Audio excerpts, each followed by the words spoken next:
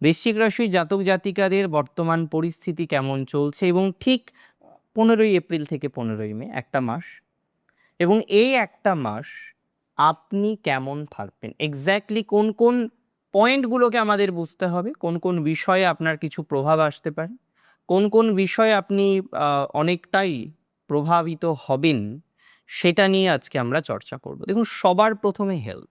Health is wealth. আপনার রাশির অধিপতি তিনি হলেন মঙ্গল গ্রহ, এবং মঙ্গল বর্তমান সময়ের পরিপ্রেক্ষিতে অবস্থান করছেন কর্কটে, নিচস্থ ঘরে।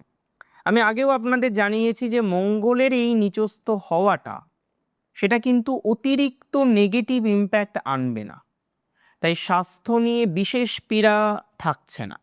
হ্যাঁ, ইতিমধ্যেই আমরা দেখেছি 7.5 থেকে বেরিয়ে এসেছেন, রাশিতে শনির দৃষ্টি ছিল, বিভিন্ন রকম ব্যথা বেদনা, হাড়ের ব্যথা যন্ত্রণা ইত্যাদি বিষয়ে কনস্ট্যান্টলি আপনি ভুগেছেন, এবং এখনো পর্যন্ত অনেকের সেই ভোগান্তির জায়গাটা কিন্তু রয়েছে। আমি এতটুকু বিষয় বুঝি, খুব সিম্পল কথা, সিম্পলভাবে বুঝি, যে আপনার এই পরিস্থিতিটা ঠিক হয়ে যাবে, অনেকটাই ম্যানেজমেন্ট করতে পারবেন, স্বাস্থ্য কিছুটা হলেও উন্নতির দিকে নিয়ে যাবে আপনাকে, মানসিক প্রেশার অনেকটাই মৃদু করবে, স্বাস্থ্য উন্নতির জায়গা আছে, তবে মৃদু, অর্থাৎ স্লো মুভমেন্ট হবে।